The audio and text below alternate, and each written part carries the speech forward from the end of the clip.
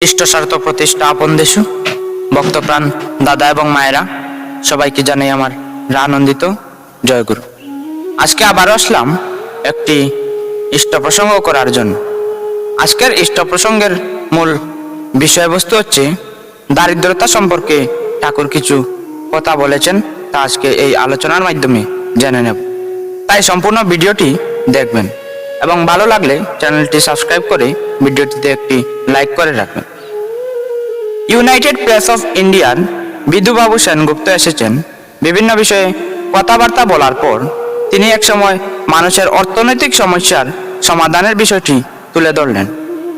উত্তরে শ্রী ঠাকুর বললেন, যত ভালো মানুষের জন্ম হবে এবং তারা বৈশিষ্ট্য অনুযায়ী কর্ম ও সেবার মধ্য দিয়ে যোগ্য হয়ে উঠবে, ততই অর্থনৈতিক সমস্যার সমাধান হবে। কৃষি শিল্প সবই বাড়িয়ে তোলা লাগে।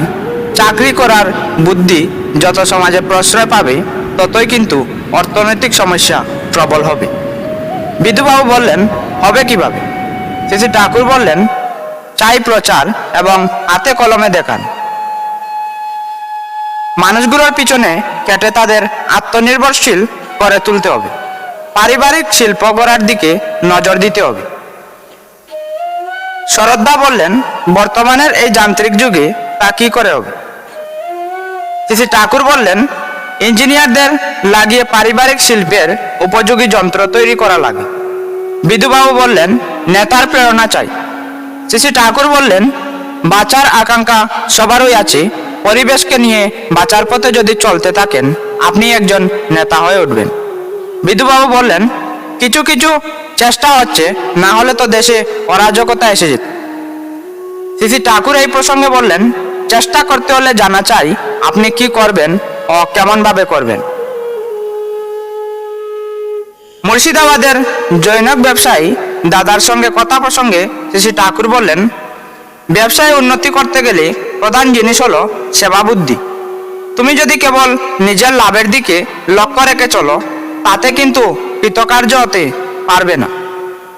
তোমার সবসময় লক্ষ্য রাখতে হবে যাতে মানুষের প্রয়োজন পরিপূরণ করে তার ভিতর দিয়ে তুমি লাভবান হতে পারো। আর আমি বলছি যে, মানুষ আপন টাকা পর, যত পারিস মানুষ ধর। ব্যবসায়ীদের এই জিনিসটা খুব রপ্ত করা দরকার।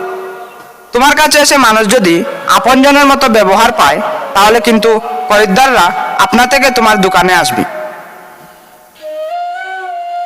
মানুষ যদি মানুষ হয়, তাহলে তার কোনোদিন পয়সার অভাব হয় না।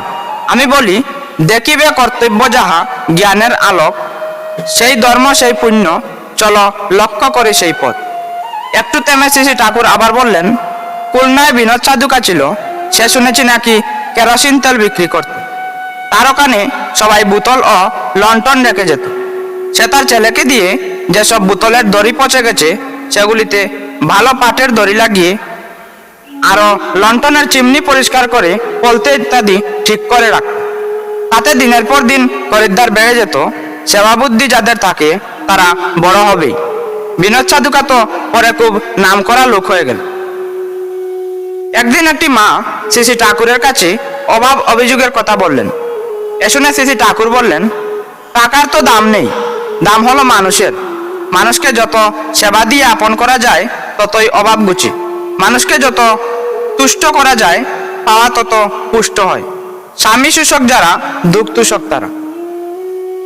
এই ছিল আজকের ইষ্ট প্রসঙ্গ। ভিডিওটি ভালো লেগে থাকলে একটি লাইক করে চ্যানেলটি সাবস্ক্রাইব করে রাখবেন। আপনাদের কি মতামত কমেন্ট করে জানাবেন। দেখা হবে পরের ভিডিওতে। জয় গুরু।